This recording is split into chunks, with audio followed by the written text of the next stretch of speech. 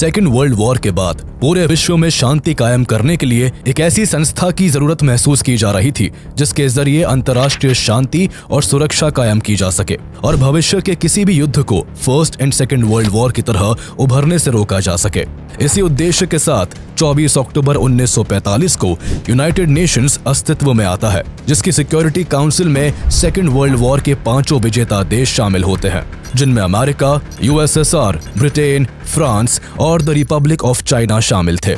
इन 5 देशों को खास प्रकार की शक्तियां दी गई थी, जिसका इस्तेमाल कर इनमें से कोई एक देश किसी भी रेजोल्यूशन को रुकवा सकता था, फिर चाहे बाकी के 4 देश उस रेजोल्यूशन के पक्ष में ही क्यों ना हो।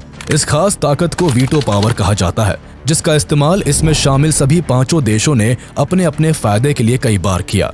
लेकिन 1945 के चाइनीज सिविल वॉर और फिर 1950 के कोरियन वॉर में कम्युनिस्टों की बढ़ती ताकत से अमेरिका परेशान हो चुका था। इसलिए अमेरिका अपने 2 करीबी देश ब्रिटेन और फ्रांस के साथ मिलकर चाइना को सिक्योरिटी काउंसिल से बाहर निकालकर उसकी जगह भारत को शामिल करना चाहता था, जिसे जवाहरलाल नेहरू ठुकरा देते हैं। इसके 5 साल बाद यही प्रपोजल 1955 में सोवियत यूनियन नेहरू को देता है, लेकिन इस बार भी यूएनएससी जैसी ताकतवर संस्था का सदस्य बनने का प्रस्ताव पंडित नेहरू अस्वीकार कर देते हैं। कहा जाता है कि दोनों ही बार नेहरू ने चाइना की दोस्ती के कारण ऐसा किया था, जिस वजह से भारत यूएनएससी जैसे पावरफुल और अंतर्राष्ट्रीय दृष्टिकोण से बेहद ही अहम वीटो पावर को पाते पाते रह गया।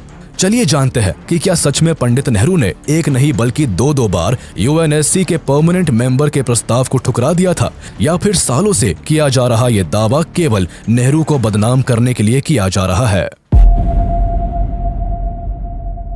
भारत यूनाइटेड नेशन के संस्थापक सदस्यों में से एक है और 1942 में बने यूनाइटेड नेशन चार्टर में भारत के भी सिग्नेचर्स है। यूनाइटेड नेशन की स्थापना के समय चाइना में चियांग काई शेक की कुओमितांग पार्टी और माओ की कम्युनिस्ट पार्टी के बीच सत्ता को लेकर घमासान युद्ध छिड़ा हुआ था। अमेरिका, ब्रिटेन और फ्रांस यूएसएसआर के बाद दूसरे किसी कम्युनिस्ट शासित देश को यूनाइटेड नेशन सिक्योरिटी काउंसिल का परमानेंट मेंबर नहीं बनने देना चाहते थे। इसलिए इस समय ये सीट चियांग काई शेक के शासन वाली रिपब्लिक ऑफ चाइना को मिली। पर 1949 तक आते आते चाइना में कम्युनिस्टों की विजय ने चियांग काई शेक को ताइवान द्वीप पर भागने पर मजबूर कर दिया, जिससे चीन की सत्ता माओ के नेतृत्व में पीपल्स रिपब्लिक ऑफ चाइना के हाथों में आ गई। जिसके बाद चियांग काई शेक और माओ दोनों ने इंटरनेशनल लेवल पर अपने आप को चीन का असली दावेदार होने का दावा किया। दोनों ही वन चाइना पॉलिसी को फॉलो करते थे। ऐसी हालत में यूनाइटेड नेशन के लिए भी मुश्किल होने लगी थी कि आखिर कौन चीन का वास्तविक रूप में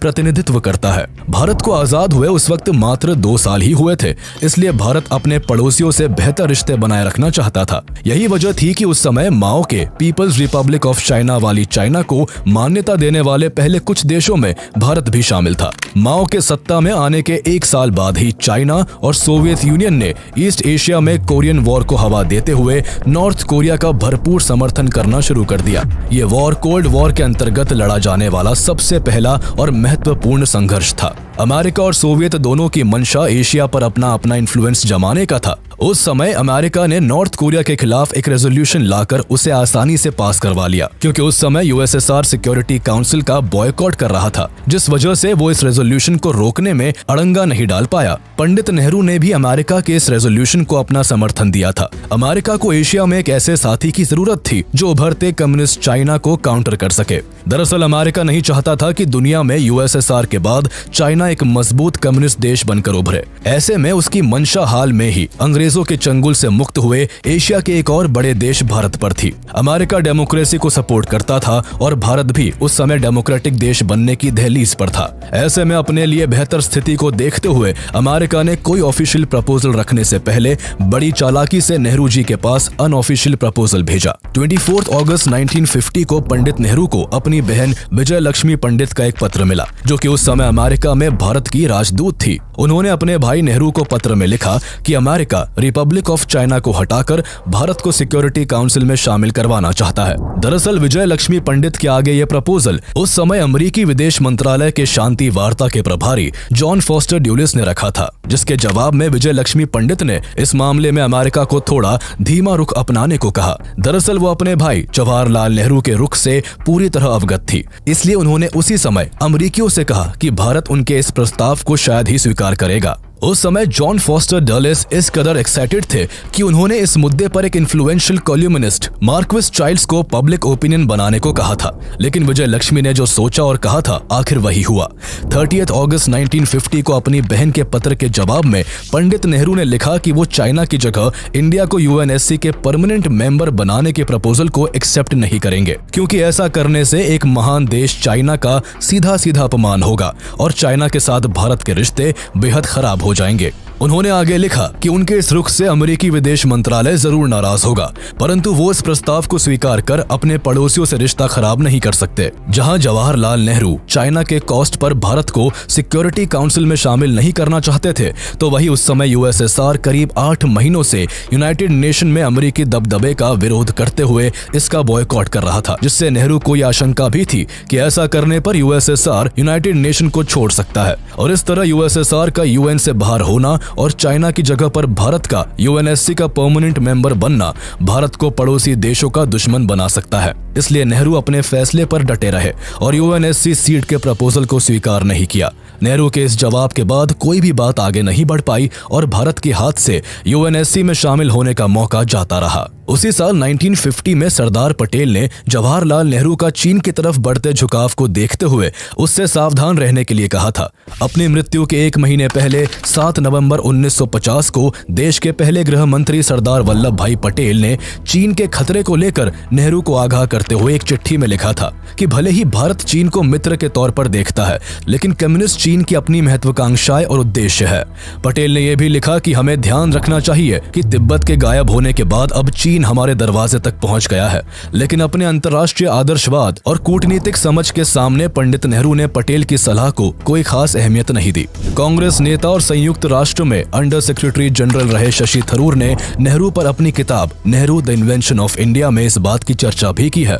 इस किताब में उन्होंने लिखा है कि 1953 के आसपास भारत को यूएन के सिक्योरिटी काउंसिल में परमानेंट मेंबर बनने का प्रस्ताव मिला था, लेकिन उसे एक्सेप्ट नहीं किया गया। शशि थरूर के अनुसार भारतीय राजनयिकों ने ये फाइल देखी थी जिस पर नेहरू के इनकार का जिक्र था। थरूर के अनुसार नेहरू ने यूएन की सीट ताइवान के बाद चीन को देने की वकालत की थी। 1953 में अमेरिका ने साउथ एशिया के लिए मॉनरो डॉक्ट्रिन्स की परिकल्पना की थी, जिसके अनुसार अमेरिका इंडियन सबकॉन्टिनेंट से सोवियत यूनियन और चाइना के इन्फ्लुएंस को खत्म करना चाहता था, लेकिन जवाहरलाल नेहरू इससे सहमत नहीं थे और अमेरिका के इस प्रयास को खारिज कर दिया था। उस समय कोरियन वॉर में चाइना नॉर्थ कोरिया को खुलकर सपोर्ट कर रहा था, जिस कारण अमेरिका और चीन के रिश्ते में कड़वाहट आ चुकी थी। अमेरिका किसी भी कीमत पर चाइना के इन्फ्लुएंस को रोकना चाहता था और भारत को अपने पक्ष में करना चाहता था, लेकिन जवाहरलाल नेहरू विश्व शांति के समर्थक थे और दुनिया को जंग, आपसी नफरत, तनाव और भय से मुक्त देखना चाहते थे। जिस चाइना की दोस्ती के लिए भारत ने यूएन की मेंबरशिप को ठुकरा दिया था, वही चाइना हमेशा भारत के खिलाफ खड़ा रहा है। 2019 में पुलवामा हमले के बाद जैश ए मोहम्मद के सरगना मसूद अजहर को यूएन में जब भारत के कहने पर फ्रांस ने ग्लोबल टेररिस्ट डिक्लेयर करने का प्रस्ताव रखा, तब भी इसी चाइना ने चौथी बार अड़ंगा डालते हुए वीटो पावर का इस्तेमाल कर भारत की इस कोशिश को नाकाम कर दिया था। इस इंसिडेंट के बाद फिर से शशि थरूर की उसी किताब का हवाला देकर नेहरू को भाजपा नेताओं ने खूब कोसा। हालांकि विदेश नीति पर पकड़ रखने वाले कुछ लोगों का मानना है कि ऐसा नेहरू ने एशिया के देशों में एकजुटता लाने के लिए किया था, तो वही कुछ के अनुसार उन्होंने ऐसा चाइना के क्रूर शासक माओ जेडोंग को खुश रखने के लिए किया था। भारत को आजाद हुए कुछ ही साल हुए थे और भारत उस समय इतना स्ट्रांग नहीं था। पंडित नेहरू को डर था कि यूएनएससी में चीन की जगह भारत के लेने पर कहीं चाइना भारत पर आक्रमण ना कर दे। 1950 के 5 साल बाद भारत को एक बार फिर यूएनएससी का मेंबर बनने का मौका मिलता है। 1955 में यूएसएसआर के प्रीमियर निकोलाई बुल्गैनिन ने प्रधानमंत्री नेहरू को यूएनएससी के 6th परमानेंट मेंबर बनने का ऑफर दिया। उस समय बुल्गैनिन ने नेहरू को डायरेक्ट संदेश भेजते हुए कहा कि वो अंतर्राष्ट्रीय स्तर पर फैले तनावों में कमी लाने के बारे में बातें कर रहे हैं और सुझाव देना चाहते हैं कि भारत को 6ठे सदस्य के रूप में सुरक्षा परिषद में शामिल किया जा सकता है। नेहरू ने इस पर प्रतिक्रिया देते हुए कहा कि शायद बुल्गेनिन भी जानते हैं कि अमेरिका के कुछ ऑफिशियल्स अभी भी चाइना की जगह पर भारत को यूएनएससी की सीट देना चाहते हैं, लेकिन ऐसा होने से हमारे और चीन के बीच गहरे मतभेद हो सकते हैं और हम इसके सरासर खिलाफ है। दरअसल उस समय नेहरू पूरी दुनिया में नॉन अलाइन्ड मूवमेंट और सोशलिज्म के बड़े प्रचारक थे और वो इस इमेज को खराब नहीं होने देना चाहते थे। ऐसा होने पर उन्हें लगता था कि भारत के लिए मुश्किलें पैदा हो सकती है और इससे उन्हें खुद के आदर्शों के खिलाफ जाना पड़ेगा, जिससे वो दुनिया में विवाद का विषय बन सकते हैं। नेहरू के अनुसार यदि भारत को यूएनएससी में शामिल किया जाने पर विचार भी किया जाता तो सबसे पहले यूनाइटेड नेशन के चार्टर में अमेंडमेंट करने की आवश्यकता होती, जो उस समय करना संभव नहीं था। इसी तर्ज पर आगे नेहरू ने बुल्गेनिन से कहा कि हमारा मानना है कि ऐसा तब तक नहीं किया जाना चाहिए जब तक कि चीन के शामिल होने का मुद्दा हल ना हो जाए, और इसलिए हमें सबसे पहले चीन को प्रवेश दिलाने पर ध्यान देना चाहिए।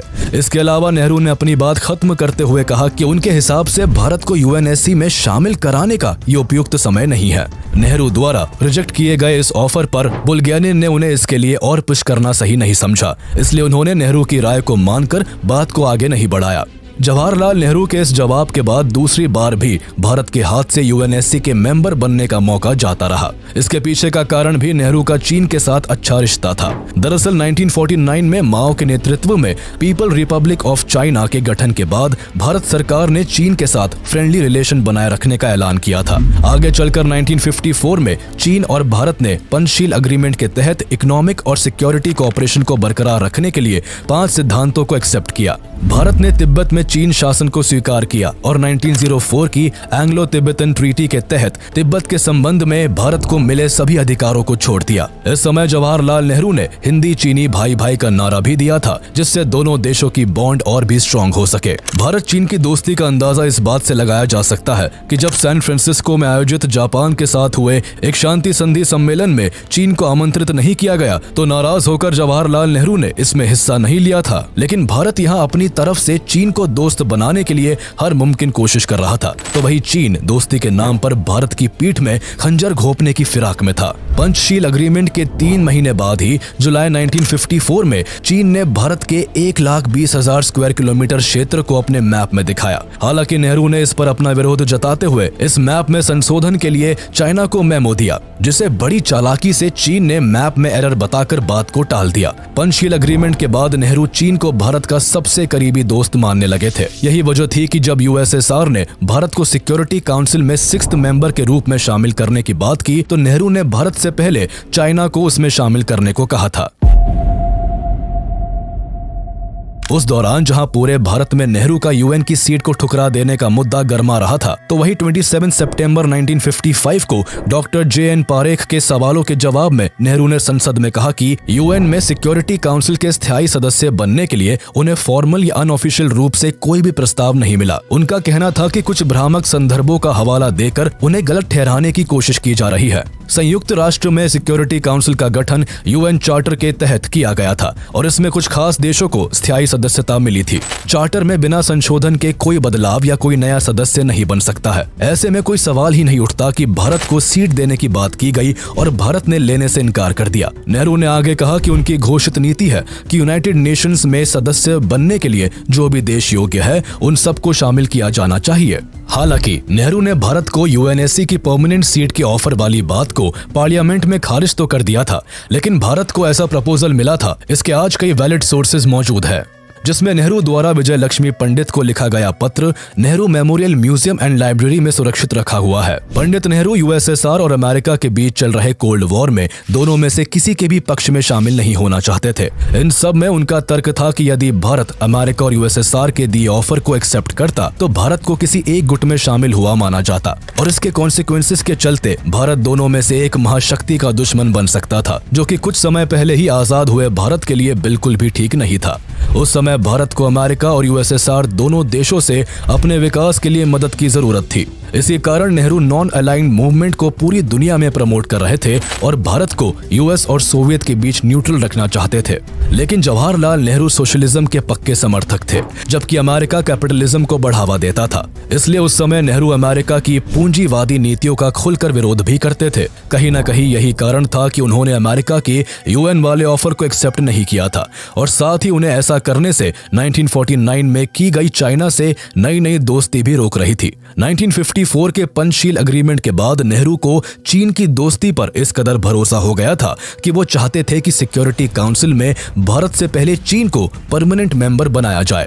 इसलिए जब दूसरी बार यूएसएसआर की तरफ से ऑफर आया तो नेहरू ने भारत को इसके लिए तैयार ना बताकर चाइना की पैरवी की थी। वक्त के साथ उन देशों की संख्या बढ़ती गई जिन्होंने माओ वाली पीपल रिपब्लिक ऑफ चाइना को मान्यता देना शुरू कर दिया, जिससे वर्ल्ड लेवल पर ताइवान खुद में सिमटता चला गया। आखिरकार 25 अक्टूबर 1971 को ताइवान यूनाइटेड नेशन के सिक्योरिटी काउंसिल से अपनी सीट गवा बैठा और माओ की पीपल रिपब्लिक ऑफ चाइना को ताइवान की जगह पर यूएनएससी का परमानेंट मेंबर बना दिया गया। जवाहरलाल नेहरू द्वारा दो बार यूएनएससी में भारत के परमानेंट मेंबर बनने के प्रस्ताव को ठुकराना और चाइना की पैरवी करना भारत को बहुत भारी पड़ा।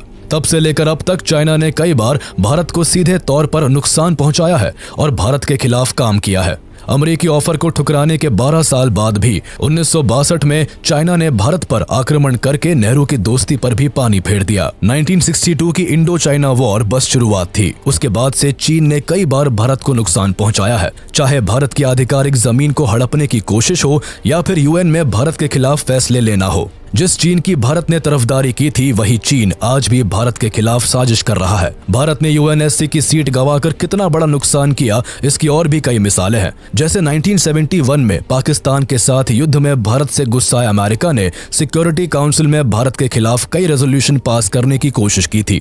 हालांकि उसे यूएसएसआर ने वीटो का इस्तेमाल कर खारिज करवा दिया था। लेकिन अगर भारत यूएनएससी का परमानेंट मेंबर होता तो वो खुद अपनी शक्तियों का इस्तेमाल कर सकता था और कश्मीर जैसे मुद्दे पर पाकिस्तान को आसानी से घेर सकता था। नेहरू के दृष्टिकोण से भारत भले ही 1955 में इसमें शामिल होने के लिए तैयार नहीं था, लेकिन आज भारत दुनिया का सबसे बड़ा डेमोक्रेटिक देश और वर्ल्ड की 5th लार्जेस्ट इकोनॉमी है, जो कि यूएनएससी का परमानेंट मेंबर बनने के लिए पूरी तरह से तैयार और हकदार भी है। आज के दिन भारत की इस दावेदारी को रशिया, अमेरिका, ब्रिटेन और फ्रांस भी सपोर्ट करते हैं। लेकिन भारत के यूएनएससी का मेंबर बनने के विरोध में अगर कोई है तो वो चीन है, जिसकी पैरवी करते हुए भारत ने खुद को पीछे कर लिया था।